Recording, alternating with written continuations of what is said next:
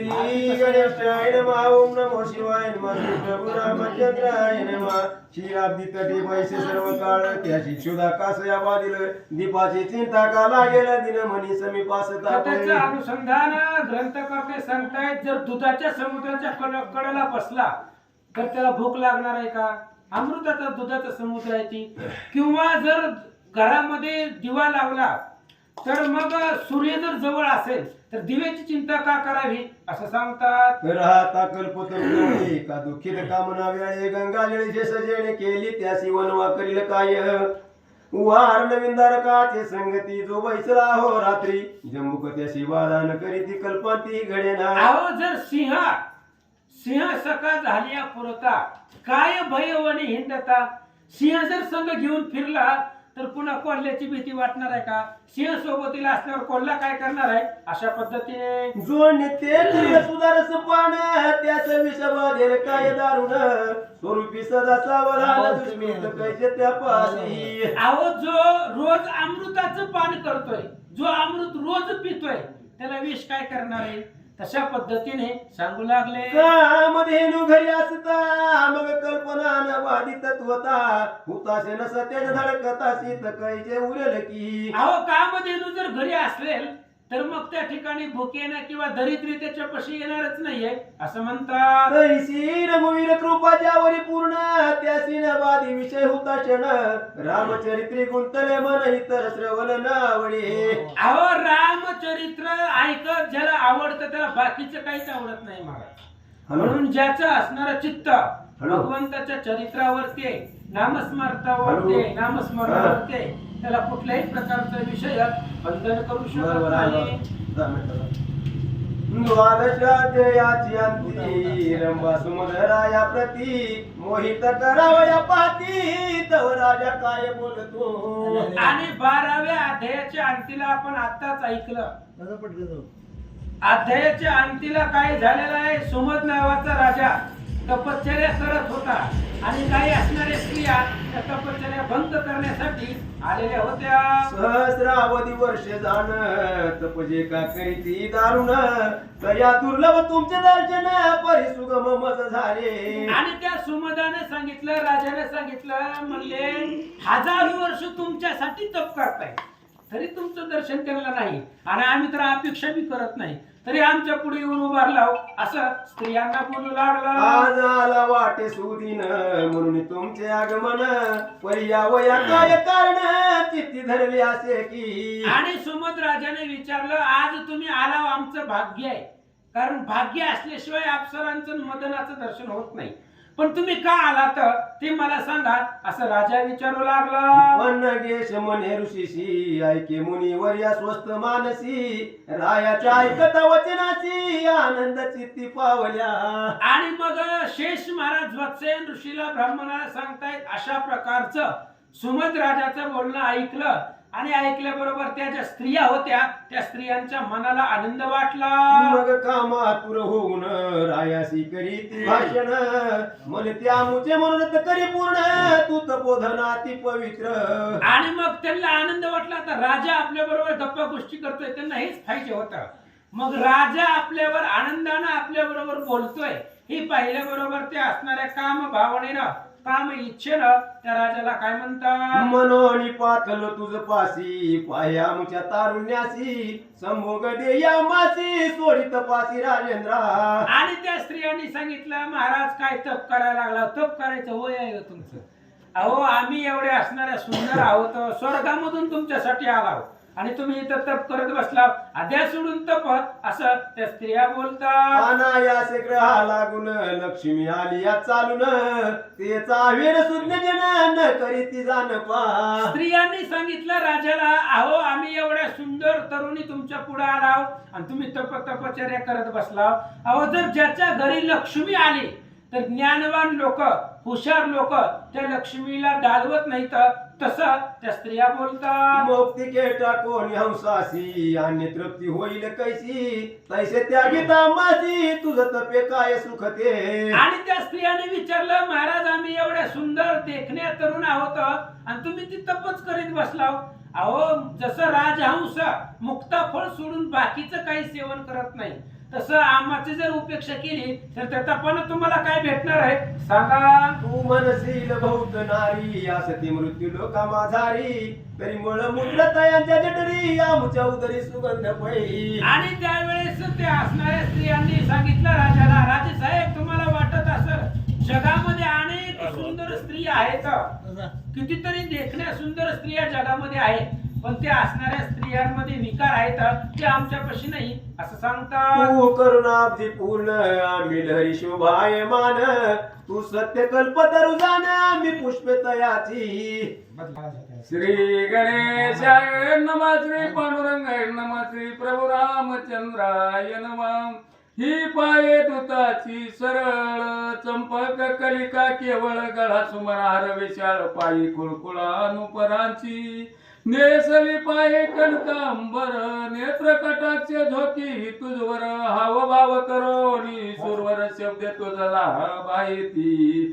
रे कर्पूरायसे सुरगांधिक रायासे किराव मुख अद्रा माझी अमृत देख त्याची तिशी आवडे तैसीच मेनका जाण जिचे कुंज उंच कठीण आणि मृदुता नवीनिताऊन कांती शोभे कनका परी. दिव्य पटांचे परिधान कंचुकी तट तटती अंगा लागोन गजगामिनी शोभायमान हास्यवदन अखंडित नेत्रये सुडाळ नाशिक सुंदर सरळ पूर्णचंद्रा परिमुख कमळ ऐसे स्वजळ सर्वांगी जेच्या अंगीचा श्वास चालिला जेच्या अंगीचा श्वास चालला पाये द्वादश कोस तुझ कारणे पावले श्रमास तरी अंगीकारी सत्वरी ही श्रंगारी असे निपुण हवभाव कले करून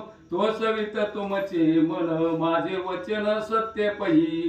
तैसीच मी रंभाजन केसर कस्तुरीचे सदन अमोलिक वस्त्र भरण लेवोनी आले रमावया. अशा प्रकारे एवढ्या असणाऱ्या सुंदर स्त्रिया होत्या ज्यांचं आतापर्यंत वर्णन केलं. आणि अशा प्रकारच्या स्त्रिया त्या सुमदाला बोलतायत की तुमच्या बरोबर आनंद घेण्यासाठी स्वर्ग लोकाहून आम्ही इथं आलेलो आहोत असं सांगतात. नाना प्रकारे रती सुख मीच जाणे जगी एक तरी टाकोनी विवेक तर्क संतोषवी देहाते. आणि त्या स्त्रियांनी सांगितलं जरा विचार करा म्हणले, विवेकाने विचार करा. आम्ही एवढ्या सुंदर स्त्रिया पुढे असताना तुम्ही तपचर्या करत बसला, हे सगळं बाजूला सोडा. जी देहाला त्रास झालेला आतापर्यंत कष्ट ते सगळ्या कष्टाचा परिहार होईल असं सुख देहाला द्या. आईसीतासे उर्वशी आवडती हा इंद्रासी सर्वदानंदित मानसी देईल सुख आलोलिक. आणि त्या स्त्रिया मग बोलू लागल्या ही उर्वशी सुद्धा अशीच आहे, इंद्राला आवडते आणि त्याच्यामुळं इंद्राच्या सेवेमध्ये उर्वशी आहे, इंद्राला आवडणारी आहे. त्यामुळं तुमच्याही मनाला आवडेल आणि तुम्हाला पाहिजे ती सुख हिच्यापासून मिळेल. सिंहकंटकी शोभाय मान जाणे सकल काम विधान मृगा परिधीचे नयन करी गमन हौसा परी. सिंहकटी नावाची स्त्री अतिशय सुंदर आहे, शोभायमान आहे, जिचं असणारे डोळे हरणासारखे आहेत अशा प्रकारची ती स्त्री आहे असं सांगतात. बोलता झळकती द्युज पंक्ती वाटे हिर चमकती आदरा दिसती पवळ कांती तरी सेवी राजेंद्रा. मग वरे तिलोत्तमा मज लागी करी रामा तिने पावसी विषय सुख धामा मम वचन घेई. अशा प्रकारचे अनेक असणाऱ्या स्त्रिया बोलू लागले, तिलोत्तमा सांगू लागली म्हणले राजा माझ्यासोबत विषय सुखाचा आनंद घ्या असं म्हणतात. सूर्य तापे करुण त्रास पावला बहुत दिन तरी मम आलिंगने करून शांत व्हावे राजेंद्रा. आणि तिलोत्तमा म्हणू लागले सुमदाला महाराज सूर्य तापानं 12 वर्ष तपश्चर्या केली उन्हाळ्यामध्ये कडक आणि मग तुमचं असणारं शरीर क्षीण झालेलं आहे, त्या शरीराला जरा आनंद द्या असं स्त्रिया म्हणतात. मनोहार मम काया सर्व तो परिजान राया तरी आईसाची समय वाया ग माझी. आणि त्या तिलोत्तमेनं सांगितलं, म्हणले महाराज जरा आमच्याकडे बघा, मनोहर काया, काया म्हणजे शरीर, मनाला प्रसन्न करणारं आमचं शरीर आहे. आम्ही देवाधिकांना सुद्धा सहज मिळत नाही, तुम्हाला तुमच्या भाग्याने मिळालेलो आहे, त्याचा आनंद घ्या, असं स्त्रिया म्हणतात. आता विमानी बैसून येई मज संगे करोन स्वर्गीच के जे का नंदन वन ते तुझ लागी धाविते. सुमद राजाला ते असणारे तिलोत्तमा स्त्रिया, अप्सरा, रंभा, उर्वशी म्हणतायत, विमानामध्ये बसा, स्वर्गाला चला, जिवंतपणे स्वर्ग तुम्हाला दाखवताव. त्या स्वर्गामध्ये वेगवेगळ्या प्रकारची वन आहेत, तिथल्या वनांमध्ये फिरा, असं ते बोलते. आम्ही एक मने तुझार पिली काय सुमने तरी भोगोन्या बचा गुणे आनंद चिती मानावा. आणि काही स्त्रिया म्हणू लागल्या, आम्ही काया, वाचा आणि मनानं तुमच्यावरती प्रसन्न झालेलो आहोत, त्यामुळे तुमच्या मनामध्ये जशी इच्छा येईल तसा विषय सुखाचा आनंद घ्या, असं त्या स्त्रिया म्हणतात. बहुत करिता तीत पाचरण शिपा झाला तुम्हाला गुण तरी आमची भोगे करुण शांत व्हावे सत्वरी. आणि त्या स्त्रियांनी सांगितलं, राजा अनेक वर्ष तुम्ही तपश्चर्या केले, त्यामुळे तुम्हाला शीण आलेला आहे, कंटाळा आलेला आहे, आळस आलेला आहे, आणि तो आळस आमच्या संगतीनं घालवा, असं स्त्रिया म्हणतात. ऐशा पारी सर्व मिळोनी रायाशी मोहिती मधुर भाषणी परितो इंद्रिया जिंकुनी राहिला से स्वस्त चित्ते. अशा प्रकारच्या त्या स्त्रिया भाषण करू लागल्या, राजाबरोबर मोहित होऊन बोलू लागलेल्या होत्या.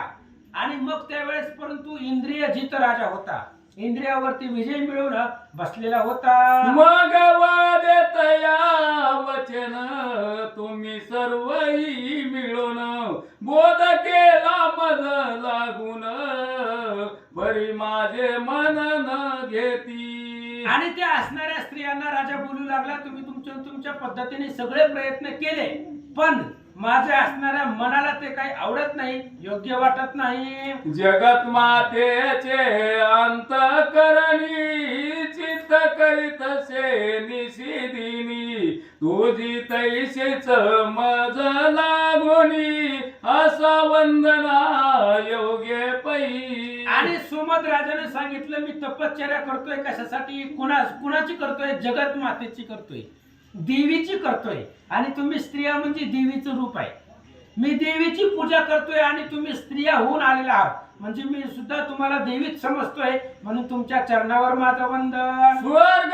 फलाची मज लागो नाही नसे सत्य वचन तरी तुम्ही स्वस्थानी जाऊन स्वस्थ असावे सकळी की. सुमद राजाने सांगितलं, मला काय स्वर्गाची अपेक्षा नाही, आम्ही कुठं का जाईना, आमच्या कर्माला काय करायचे, स्वर्गामध्ये जाऊ अथवा न जाऊ, स्वर्गातली अपेक्षा मला नाही, तुम्ही तुमच्या आलेल्या रस्त्याने जिथं जायचे तिथं जावा, असं राजाने सांगितलं. आदि माये वाचून अन्य न लगे मज लागून माझी इच्छा करील पूर्ण ऐशी तुझी त्रिदेगी नसे.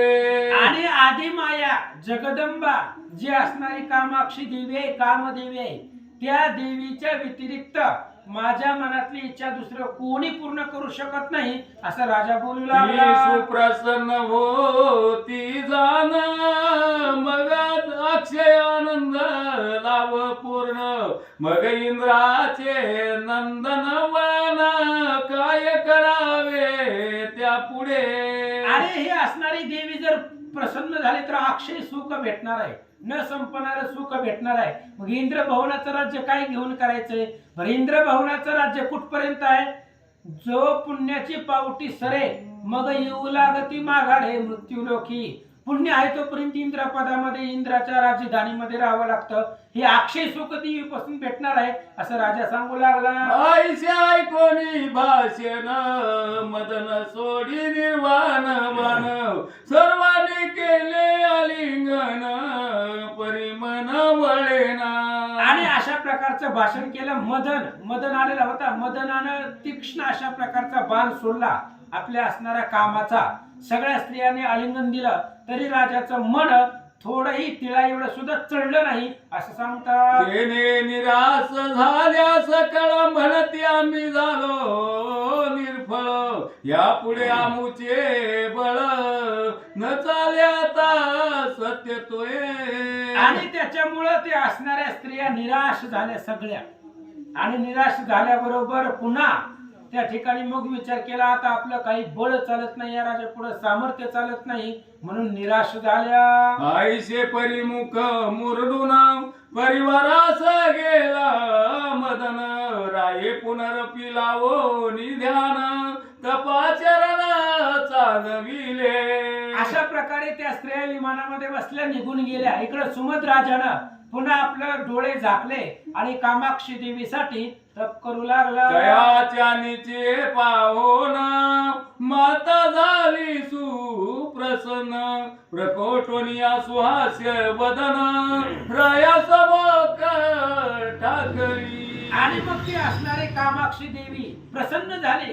प्रसन्न होऊन राजाच्या पुढे त्या ठिकाणी असणारे हात जोडून उभी राहिले. सुप्रसन्न वदना उत्तम भक्त कामना कल्प द्रुम वर्णावयानुपम पारण्यनती भ्रमादिक. सुप्रसन्न अशा प्रकारे देवीचं वदन होतं. भक्त कामना कल्पद्रुम भक्ताच्या कामना पुरवणारी ती देवी होती असं सांगतात. हस्ती आयुधाचा भार धनुष्य बाण पास दुरंदर खडक परिगानी तोमर अंकुश सुंदर सोबतसे. आणि त्या देवीचं असणारं मुख उदार होतं सुंदर होतं. हातामध्ये धनुष्यबाण होतं खडग होतं.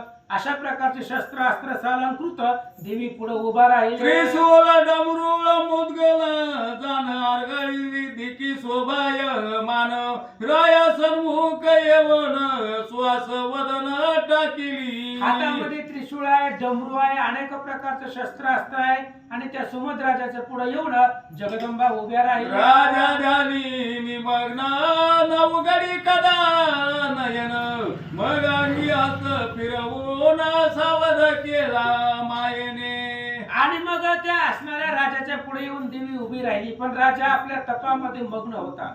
देवीच्या इच्छेसाठी प्राप्तीसाठी भेटीसाठी तप करत होता. देवी समोर आली आणि डोक्यावरनं हात फिरवला तेव्हा राजा सावध झाला. नेत्र उघडून या पाहता पुढे देखील जगन्माता चरणी साष्टांग प्रणिपाता करिता झाला रावतो. आणि मग राजानं लगेच त्यावेळेस हात डोक्यावरनं फिरवल्याबरोबर देवीनं राजा सावध झाला. डोळे उघडले आणि जगदंबेला समोर पाहिलं. उभा रावनिया पुढती हात जोडोनी करी स्तुती तू जगन्माता सर्व मनती येतात माझ आजी वाटे. आणि जगन्माता प्रसन्न झाली. राजानं हात जोडले नमस्कार केला आणि सांगितलं जगाची आई असं तुम्हाला म्हणतात असं राजा बोलू तू लागला. सकल विश्वाधार ब्रह्मांडे रचिली अपार हा दुस्तर संसार जा सागर तुची पार पावविसी. आणि तू असणारी दुस्तर आहे जगतामध्ये सर्वश्रेष्ठ आहे. जगदंबर जगत्रय तूच निर्माण केलेला आहे. बहुरूपी समुद्रामधून तारून नेणारी तूच आहे असं राजा म्हणू लागला. हे सकल चराचर जन तुझी कळासे जाण तव सत्तेचे चलन वलन होत संपूर्ण जगाचे. आणि तो राजा सुमद राजा सांगू लागलेला आहे जगाचं चलन वलन तुमच्या इच्छेनं होतंय.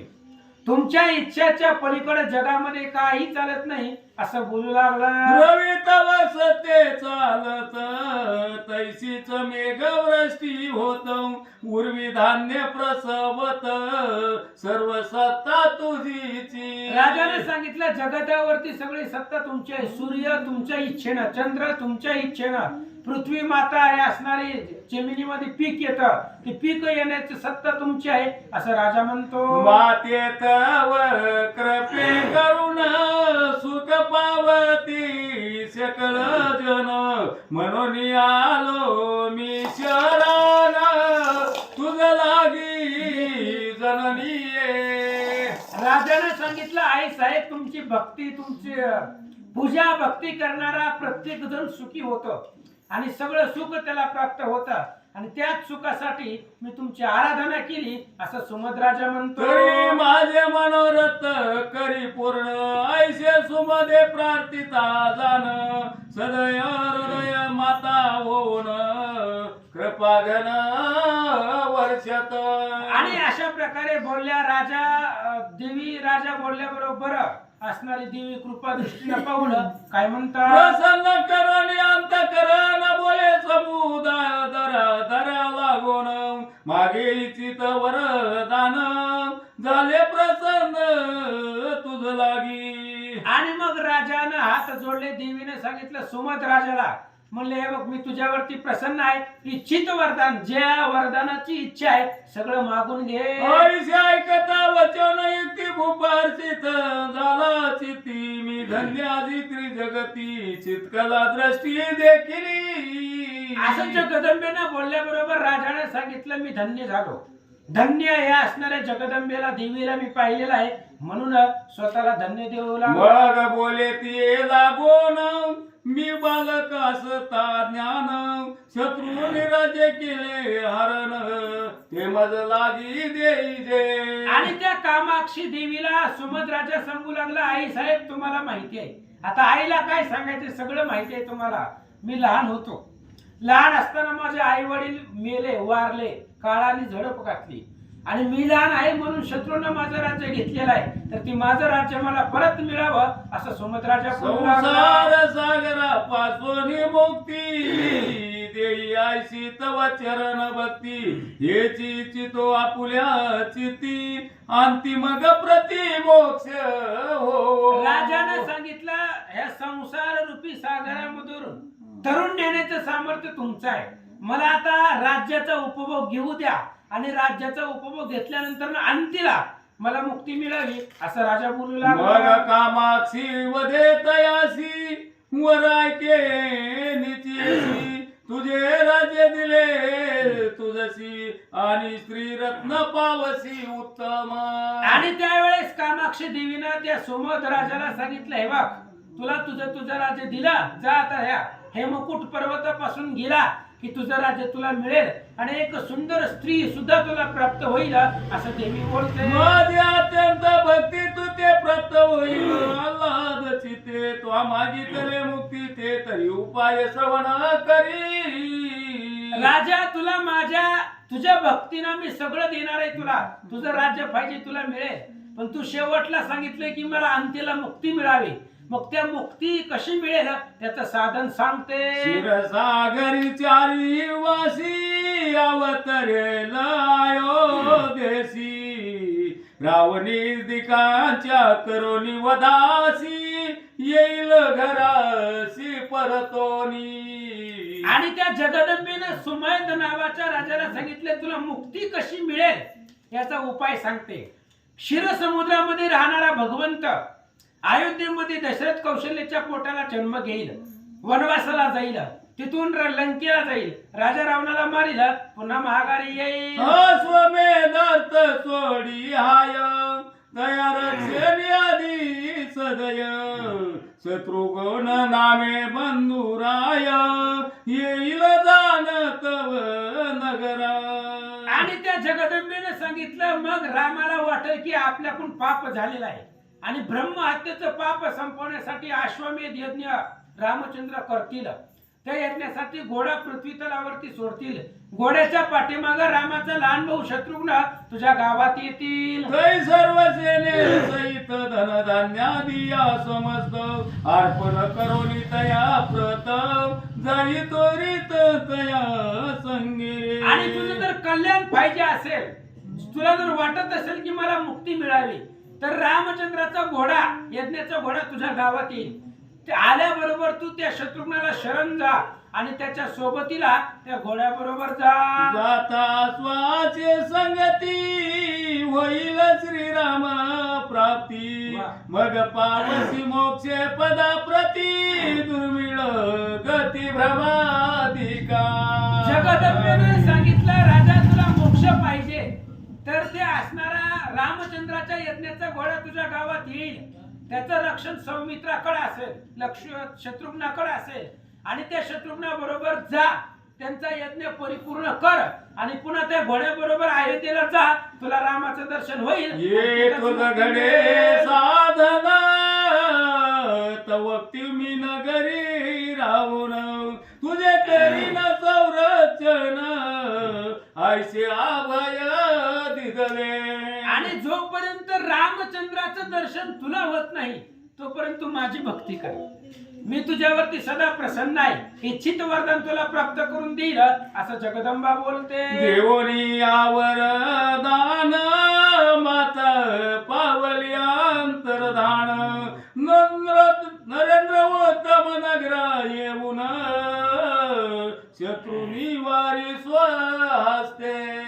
अशा पद्धतीने मग लगेचच उत्तम अशा प्रकारचं वरदान त्या देवीनं जगदंबेनं सोमद राजाला दिलं, आणि देवी अंतर्धान झाली, पावली गुप्त झाली, आणि राजा पुन्हा येऊ लागला. तो आई छत्र माझारी राज्य करी सुविचारी प्रजा पाळीत पुत्रा परी तेने आनंद सकळी का. ही कथा कोण कोणाला सांगते सांगा बरं, ऐकणारे सगळे. तिथं हे लेखक आहे ना तो. सुमती नावाचा प्रधान शत्रुघ्नाला सांगतो. हा. त्याने विचारलं होतं ही देवी तो कुठून आली एवढ्या असणाऱ्या दुर्धर वनामध्ये. त्यावेळेस सुमती प्रधान सांगू लागलेला आहे ही नगर आहे, आई क्षेत्र, आणि त्या असणाऱ्या नगरामध्ये ही सुमेध नावाचा राजा आहे, आणि या असणाऱ्या राजाची कथा त्या सुमती प्रधानाने सांगितल्याबरोबर तो राजा याच नगरीमध्ये आनंदाने राज्य करतोय असं सांगतात. तो हा सुमद राजा जान सेनेसह वर्तमान उत्तमरीतीने राज्य करून वाट पाहे आसवाची. अशा पद्धतीने असणारा तो सुमेध नावाचा राजा या असणाऱ्या नगरीचा राजा आहे, तो राज्य करतोय, आणि त्याच घोड्याची रामचंद्राच्या यज्ञाच्या घोड्याची वाट बघत बसलेला जय होता. श्री जगदंबा रचित तो हा पुण्यशील नृपनाथ श्रीरामाचा होय अंकित हाय नदरी सत्यत्वे. आणि तो सुमती शत्रुघ्नाला सांगतोय महाराज या नगरीमध्ये आपल्याला भेटी नाही, कारण हा रामचंद्राचा अंकित आहे, ज्याचा आशीर्वाद जगदंबेचा आशीर्वाद या राजाला आहे, त्याच्यामुळे ही रामचंद्राचा भक्त आहे, आपला घोडा पकडणार नाही असं तो बोलू लागला. यस म्हणे मुनी प्रत शत्रुघ्न समुती भाषण करीत नगरा समीप झाले प्राप्त तो अद्भुत वर्तले. शेष महाराज पाताळामध्ये असणाऱ्या वत्सयन ऋषीला सांगतायत अशा प्रकारचं भाषण शत्रुघ्न महाराज आणि सुमती प्रदान करत असतानाच नगराच्या जवळ आले बोलत बोलत, आणि तिथं एक अद्भुत आश्चर्य घडलं. कोणतं? समास्तानी सुमद जान बैसला सता येत ब्राह्मण दयासी तृप्त करून आशीर्वचन घेतसे. आणि इकडं आई छत्र नगरामध्ये तो असणारा सुमेध नावाचा राजा राजगादीवरती बसलेला होता, ब्राह्मणाचा आशीर्वाद घेत होता.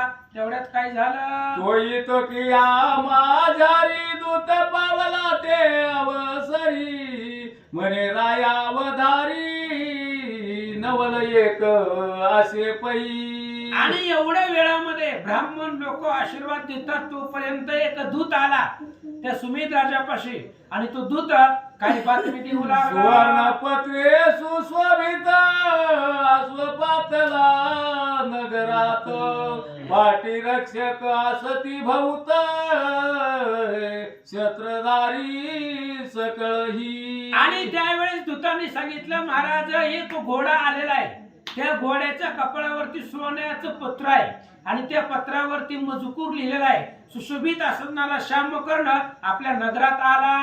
ऐसे आहे कोणी दूत वचन म्हणे जाई परतोन आसव आला कोटोन हे वर्तमान मनानी. सुमेध राजानं त्या दूताला सांगितलं माघारी जा. फक्त घोडा आलाय अरे कुणाचा घोडा आहे, कुणी सोडलेला आहे, कुणाच्या गावातून आलाय, हे सगळी चौकशी करून पुन्हा मला सांग. कोणा सती योगवीरा हा करावा सकळ स्वद मग करणे असेल बंद तरी निवेदन तुम्हा ते. आणि सुमित राजाने सांगितलं आधी घोडा कुणाचा आहे बघ, घोड्याच्या पाठीमागे कोण कोण सैन्य आहे त्यांची लिस्ट घेऊन या. त्यांची लिस्ट मी वाचतो, कोण कोण युद्धी आहेत पाहतो, मग घोडा पकडायचा का नाही तुम्हाला सांगतो, असं राजा म्हणू लागला. ऐकोनी सेवक जणी पत्रिका पाहिली वाचोनी येऊनी सांगती भूपा लागुनी पत्री लिहिले ती सर्व. आणि ते दूत पुन्हा ते असणाऱ्या घोड्याकडे गेले त्या वनामध्ये आणि घोड्याच्या कपाळावरती पत्रिका लिहिलेली होती. त्या पत्रिकेचा मजकूर वाचला आणि तसाच जाऊन राजाला सांगू लागले. आता शत्रुघ्न ते आनंदला पूर्ण सर्व प्रजे ते आज्ञा करून बांधवी तोरणे घरोघरी. आणि त्या दूतांनी सांगितलं की रामचंद्राच्या यज्ञाचा घोडा आहे आणि शत्रुघ्न घोड्याच्या पाठीमागे आलेला आहे. असं सांगितल्याबरोबर त्याला देवीचं वचन ऐकलं, आठवलं आणि त्यानं लगेच सांगितलं शत्रुघ्नाचं स्वागत करायचंय, घरोघरी तोरण दरवाजाला बांधा. छत्रध्वजादी उभारी सर्व आभरणी युक्त कुमारी सहस्रावधी वैसोनी गजावरी दाडिल्या सामोरी तयासी. आणि मग अनेक प्रकारची छत्र ध्वज येत उभारण करा. अनेक असणाऱ्या कुमारिका त्यांना सालंकरयुक्त हत्तीवरती बसवा आणि शत्रुघ्नाच्या स्वागताला पाठवा. सिद्धवनियापण चतुरंग दळ घेऊन नाना वाद्य घोष करून काढिले निशाण बाहेरी.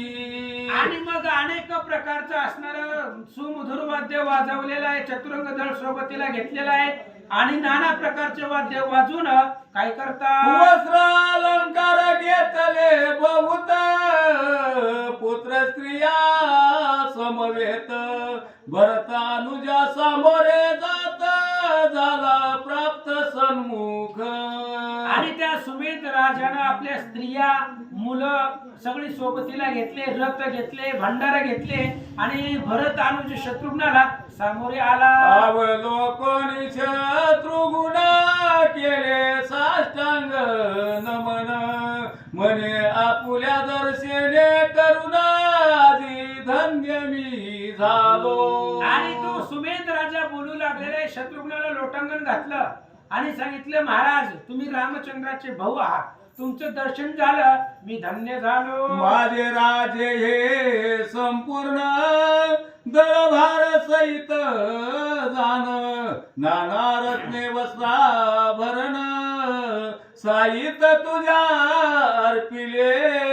आणि त्या सुमेधाने सांगितलं माझं राज्य, राज्यामधले सगळे भंडार काय असेल हे सगळं तुम्हाला अर्पण केलेलं आहे असं बोलू लागला. मी भाऊ काळ पर्यंत आपुले आगमन इच्छित जगत मातेचे जे कथित त्याची आजी पावलो.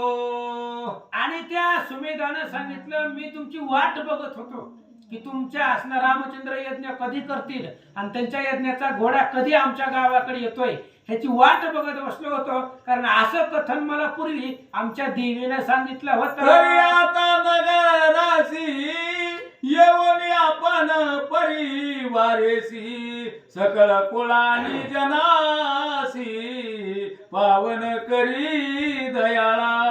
आणि सुमित राजा सांगू लागला महाराज आता तुम्ही आमच्या नगराला या आणि तुमचे पुण्य पावन चरणानं आमचं असणारं नगर गाव पुण्यवान करा असं ऐसे प्रार्थोनी तयासी गजी बैसोनी त्वरेसी पुष्कला आणि शत्रुघ्नासी नेत आनंदे सो नगरा.